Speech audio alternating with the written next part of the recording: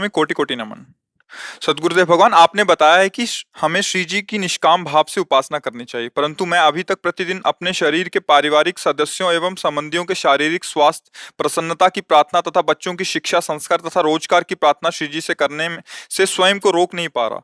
कोई भी संकट आता है तो श्री जी से निवेदन करता हूँ। क्या इसमें कोई दोष अथवा अपराध तो नहीं है? दोष नहीं है, पर जो हम कहते हैं वो प्रेम मार्ग की उपासना के लिए कहते हैं। आप जो कर रहे हैं वो प्रभु को साधन बना करके परिवार और विषय सुख को साध्य बनाए हुए हैं। समझ रहे हो? इसे आर्त भक्त, अर्थार्थी भक्त के अंतर्गत कहा जा सकता है, प्रेमी भक्त नहीं कहा जा सकता। तो हम वृंदावन धाम के वासी हैं, प्रिया प्रीतम के उपासी हैं, तो हमारा प्रधान लक्ष्य प्रेम हुआ। तो जब हम अपने हृदय की बात करेंगे तो निष्काम बात करेंगे। समझ रहे हो? पर जो आप कर रहे हो कोई पाप नहीं, कोई अधर्म नहीं, कोई दोष नहीं है, पर ये स्थिति प्रेमी भक्तों की गणना में नहीं है। तो अब हम जब तक शरीर भाव में हैं, गृहस्थ भाव में हैं, प्रवृत्ति मार्ग में हैं, तो आवश्यकताएं तो है ही। अब हमारे प्रभु हैं श्यामा श्याम, तो हम दूसरे से क्यों मांगे?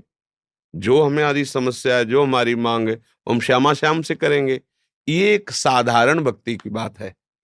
असाधारण भक्ति की बात है कि मेरा बचा ही नहीं कुछ, मेरा कुछ बचा ही नहीं, सब कुछ आपको समर्पित है। अब आप जैसा चाहो वैसा करो, हम तो राधा राधा राधा कह के केवल आपकी मुस्कान देखना चाहते हैं। अब आपको परिवार और सब समर्पित है, जैसे चाहो, आपकी जिम्मेवारी। मैं क्यों मांगू? मुझे क्या पता कि अब आगे क्या चाहिए, क्या होना है? आप जानो, आपका काम है। जैसे संभालोगे केवल हम देखते रहेंगे, जितना दे दोगे उतना हम पेश करते रहेंगे। वहीं गृहस्थी में रहकर ही भक्ति का भाव बदल गया। समझ रहे हो ना? तो इससे भी थोड़ा ऊपर उठना लगा है। पर ये उठोगे भजन बल से, जितना नाम जप करोगे उतने हृदय में ज्ञान प्रकाशित हो जा। अभी अज्ञान की धरा से हम समझ रहे हैं कि हम पुरुष हैं, ये हमारी पत्नी है, हमारे बेटा है, ये हमारा। वास्तुता तुम्हारा कुछ नहीं, तुम भी प्रभु के ही हो और सभी प्रभु की रचना है। और पूरी रचना का पालन पोषण प्रभु कर रहे हैं, सृष्टि का, उसी में आपका भी हो रहा है। पर हम लोगों ने अलगाव करके मान रखा है कि इतना परिवार तो हम जिला रहे हैं, अगर हम ना हो तो बड़ा बढ़िया चलेगा। तुम्हारे द्वारा जो भरण पोषण कराया जा रहा है वो तुम निमित्त मात्र हो, तो किसी और को निमित्त बना देंगे। आज तक ऐसा नहीं हुआ कि उनके परिवार में वो पधार गए तो पूरा परिवार भूखों मर गया। कहीं कोई रिकॉर्ड ऐसा नहीं है, क्योंकि सबका भरण पोषण विश्वात्मा भगवान करते हैं। ये बात जब जान लोगे तो धीरे धीरे मांग मिटने लगेंगी कि उनको जो करना है वही होगा। और जो वो करते हैं मंगल करते हैं, काहे को हम अपनी मांग रखें? हमारी मांग बहुत छोटी होती है, वो देना बहुत बड़ा चाहते हैं।